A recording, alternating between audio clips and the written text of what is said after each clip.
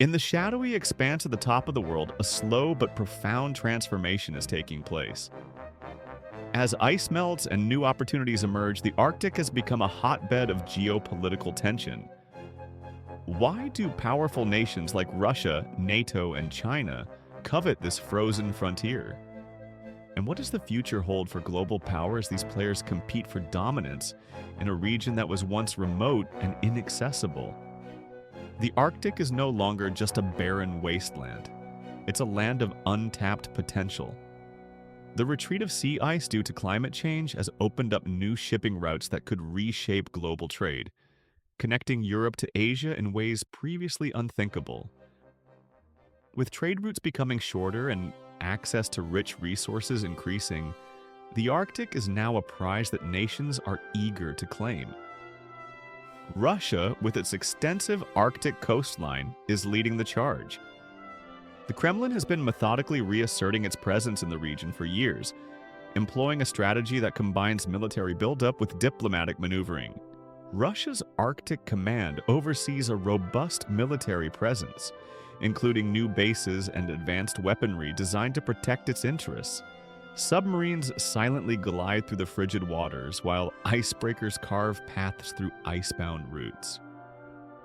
For Russia, the Arctic is a matter of national pride and security, as well as economic opportunity. Historically, Russia has regarded the Arctic as its own backyard. During the Soviet era, the North was a strategic military zone, and today this viewpoint persists. The Kremlin's obsession with the Arctic is clear from the unveiling of new military installations, such as the Arctic Trefoil Base, which stands as a symbol of Russia's intent to solidify its sovereignty over what it claims as its territory. Additionally, Russia has engaged in symbolic gestures, including the planting of a flag on the seabed beneath the North Pole in 2007, signaling its determination to stake its claim in this vast, icy expanse. In response, NATO is awakening to the reality that the Arctic might no longer be the peaceful, cooperative region it was once thought to be. This alliance, traditionally focused on the European and North Atlantic theaters, is beginning to recognize the pivotal role the Arctic plays in international security. Member countries are re-evaluating their strategies as Russian military activities raise alarms and prompt discussions about increased surveillance and presence. While NATO member states, including the United States, are ramping up their Arctic capabilities, they face a daunting challenge. The sheer vastness of the region makes it difficult to monitor and engage effectively. Moreover, internal divisions within the alliance regarding the appropriate response to Russian assertiveness complicate matters. Can NATO members develop a coherent strategy for a region where national interests collide? Meanwhile, China is positioning itself as a player in the Arctic, even though it lies thousands of miles away. With its eyes on the region's resources and shipping potential, Beijing is actively strengthening its Arctic activities. China has declared itself a near-Arctic state, and through initiatives like the Belt and Road Initiative, it aims to establish trade links that traverse the melting polar seas. China's ambitions are evident in its partnerships with the countries bordering the Arctic, like Russia and various Scandinavian nations. China has invested heavily in research stations and is also focused on developing icebreaker technology to facilitate navigation through the Arctic sea routes. The potential for a future where Chinese goods traverse the northern sea route is enticing, both for China and for global economic dynamics. As nations vie for power and influence, the question looms large. What is actually at stake in this race?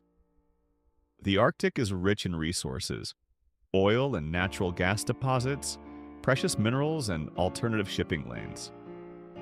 Some estimates suggest that almost a quarter of the world's untapped oil and natural gas reserves lie beneath Arctic waters. The prospect of claiming these resources is a significant motivator for many nations, positioning the Arctic as a new frontier for energy and economic growth. The exploitation of these resources, however, is not without its consequences.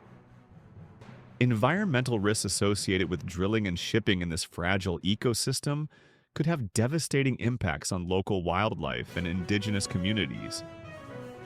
Trade routes, too, present logistical challenges as shifting ice patterns and increasingly unpredictable weather complicate navigation.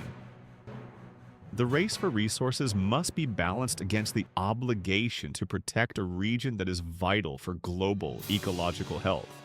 Yet, amid the vying ambitions, there lies a flicker of hope for cooperation.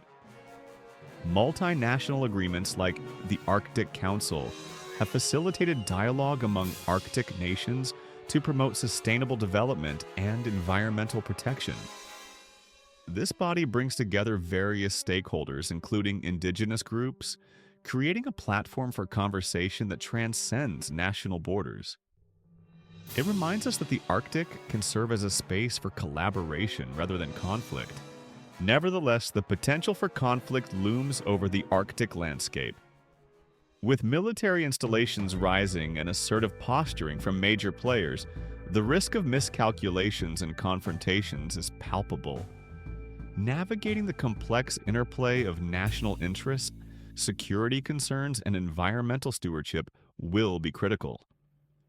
The future of the Arctic is not merely a geopolitical concern. It has far-reaching implications for global power dynamics. Who controls the Arctic could very well shape not just regional security, but also the balance of power on a global scale. As history has shown, control of critical trade routes and resource-rich territories has often led to heightened tensions and conflicts.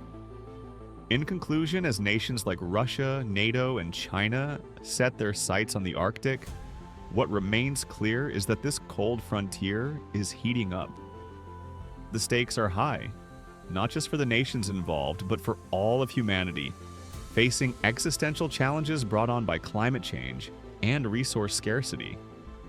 The importance of the Arctic will only grow in the coming years. As we reflect on this unfolding narrative, we must ask ourselves, will the Arctic become a stage for conflict or a model for international cooperation? How nations choose to respond to these challenges will define not only the future of the Arctic, but also our shared global future.